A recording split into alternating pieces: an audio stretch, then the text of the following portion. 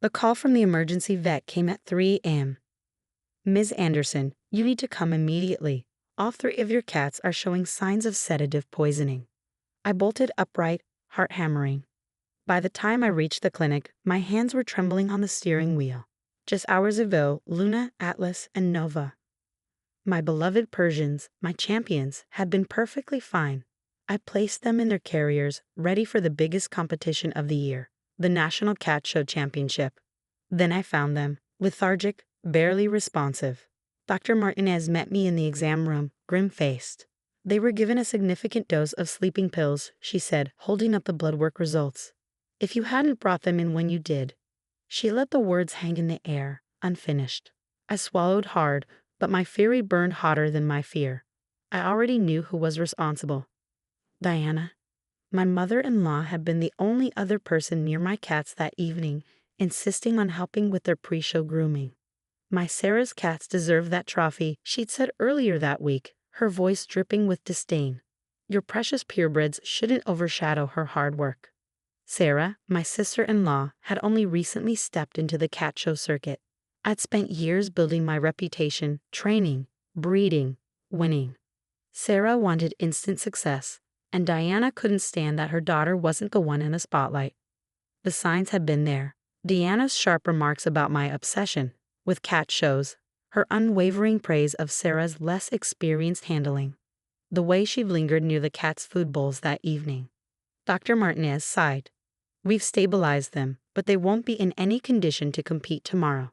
The sedatives need time to clear their system. I stared at my cats, Luna's pristine white coat now tangled and matted from emergency treatment, Atlas and Nova, my stunning silver pair, breathing in slow, uneven rhythms. This wasn't just a competition anymore. This was about justice. My phone buzzed. Diana, probably expecting me to withdraw. Instead, I took photos of my cat's condition and called the show committee. Then, I opened my security app. Because what Diana didn't know was that I had cameras in my cat room. Minutes later, I watched the footage with Jack, my husband, as he stood in the clinic, his face pale. The screen showed his mother, calmly crushing pills and mixing them into my cat's food. His throat tightened. She wouldn't, but the proof was undeniable. I'm reporting this to the authorities, I said coldly. Your mother could have killed them. For years, Jack had defended Diana's competitive spirit. But now, watching her commit outright animal cruelty, the illusion shattered. As dawn broke over the clinic, I knew the championship would go on without me. But Diana's desperate attempt to eliminate the competition would cost her far more than a trophy. She thought she was securing Sarah's victory. Instead, she'd secured her own downfall. And I would make damn sure she never had the chance to hurt another animal again. This was just the beginning. The morning of the National Cat Show buzzed with excitement. Blow dryers whirring, voices chattering, the scent of grooming products thick in the air. But I wasn't here to compete. My champions lay recovering at the vet, while I walked into the exhibition hall with an evidence folder in hand. Amanda, where are your cats? Sarah appeared, her ragdolls perfectly prepped in their carriers. Mom said you might not make it. Her smile was carefully measured, but I saw the flicker of uncertainty in her eyes. Ask your mother why, I said coldly, not stopping as I made my way to the show committee's office. I barely registered Sarah's confused protest before the door shut behind me. Inside, the committee members were gathered, finalizing preparations for the day's events. Margaret Chin, the head judge, looked up. Amanda, we received your call about withdrawing, but I set the folder down. My cats are in the emergency vet recovering from sedative poisoning. I have security footage of who did it.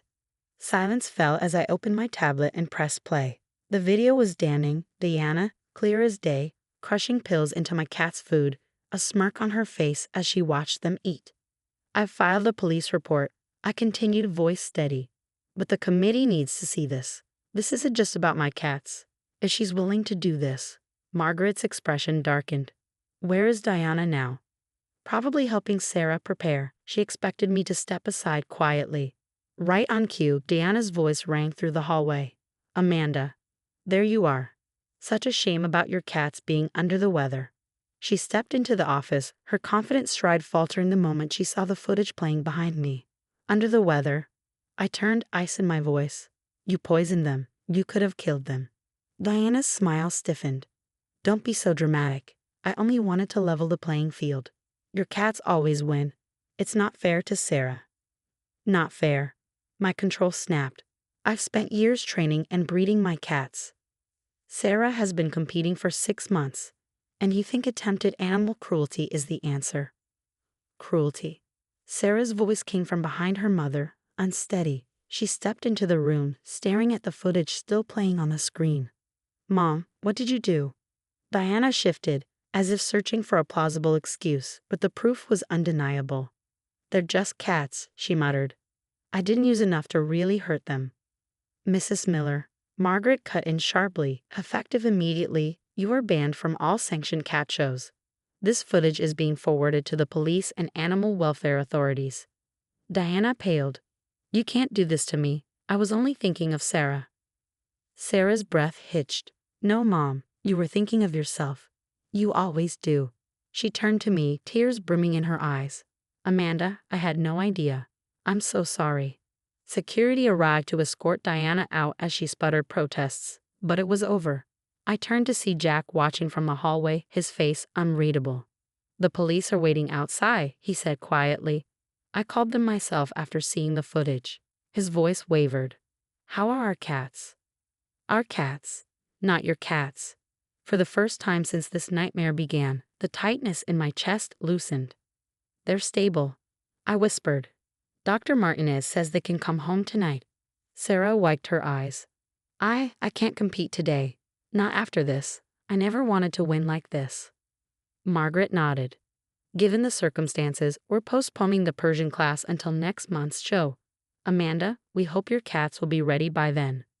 As the committee dispersed and the show carried on without me, I checked my phone. Updates from the vet. My cats were improving, becoming more alert. They would be okay. Jack sat beside me, rubbing his face. I should have seen this coming. Mom's always been competitive, but this? He exhaled shakily. I never thought she'd go this far. She didn't think she'd get caught, I murmured. She's probably done things like this before, just without security cameras catching her. Sarah returned, her ragdolls already packed up to leave.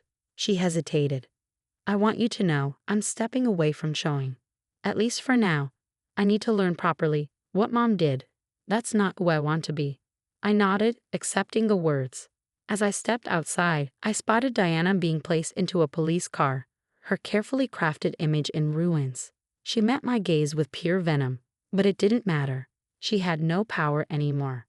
The next few hours blurred into police statements and paperwork.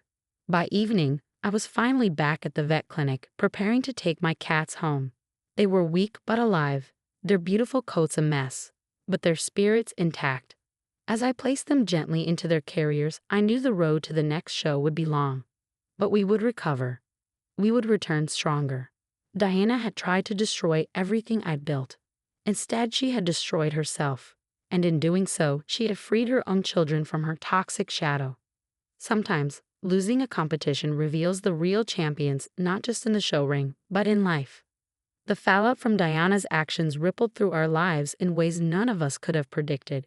3 months after the incident, I sat in a cat room, watching Luna, Atlas, and Nova bat at their new toys. They had made a full recovery, though the road back hadn't been easy. Diana's trial had been swift. The evidence was irrefutable, and her courtroom outbursts only sealed her fate. They're just animals, she had shouted, exposing her true nature for all to see. The judge, a known animal advocate, showed no mercy. 2 years probation, heavy fines, and a lifetime ban from owning pets. But the real changes weren't in her sentencing. They were in our family. Jack had finally broken free from his mother's manipulation. One evening, as he stroked Luna's now lustrous coat, he murmured, I keep thinking about all the times she must have done things like this. All those accidents and coincidences that always worked in her favor. Sarah surprised us all. Instead of walking away from the cat show world in shame, she came to me a month after the incident. Would you teach me? She had asked hesitantly. Properly from the beginning.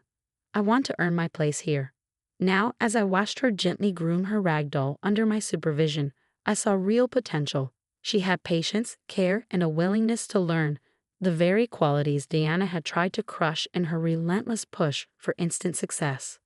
The cat show community stood by us. Margaret Chen made sure everyone knew what had happened, not to humiliate Sarah, but to ensure Diana never wormed her way back into another show under false pretenses. The cat fancy is a family, Margaret had said, but we don't protect those who poison it. When my cats finally returned to competition, the moment was triumphant. At the rescheduled show, Luna took Best in Show, with Atlas and Nova earning high placements. The victory was made sweeter by the fact that we had earned it honestly, through resilience, not sabotage. Diana made one attempt at contact, a tearful letter filled with appeals to family loyalty and forgiveness. "I only wanted what was best for Sarah," she wrote. "You've destroyed our family over some cats." Jack sent back a single reply, a photo. Our cats, their ribbons gleaming, Sarah standing proudly beside me as my apprentice. No words were needed. Diana hadn't destroyed our family. She had simply forced us to rebuild it without her. The security cameras stayed up, but now they captured something different. Sarah's first successful show grooming. Jack learning how to help with the cat's care. The day we brought home our rescue Persian in need of rehabilitation. A project we tackled together. "You've built something beautiful here," Sarah told me recently, watching the cats bask in the sunlight. "Not just the wins, but the way you care for them. I never understood before why you were so dedicated." She was right. The cat show world had given me more than trophies. It had revealed the people I could trust, the ones I needed to keep at a distance, and the true meaning of resilience. Diana had tried to destroy what I loved, but all she had done was expose the rot she had long hidden. She lost everything: her standing in the community, her control over her family, and the ability to manipulate from the shadows. 1 year after that night, we hosted a small celebration. Luna, Atlas, and Nova had all qualified for the International Championship. Sarah's first solo show cat had placed in its category. Jack had become a familiar face at shows, known for his gentle handling of nervous felines. Looking around at our new, stronger family, I realized Diana had given us an unexpected gift. In trying to tear us apart, she had helped us build something stronger, something she could never comprehend. The security footage of that night remained saved on my computer, a reminder that sometimes the worst actions bring out the best in others. Diana had tried to poison my champions, but she had only proven who the real champions were, not just in the show ring, but in life. As Luna batted at her favorite toy, her coat gleaming in the sunlight, I knew we had won something far greater than any trophy. We had won our freedom, our integrity, and our peace of mind.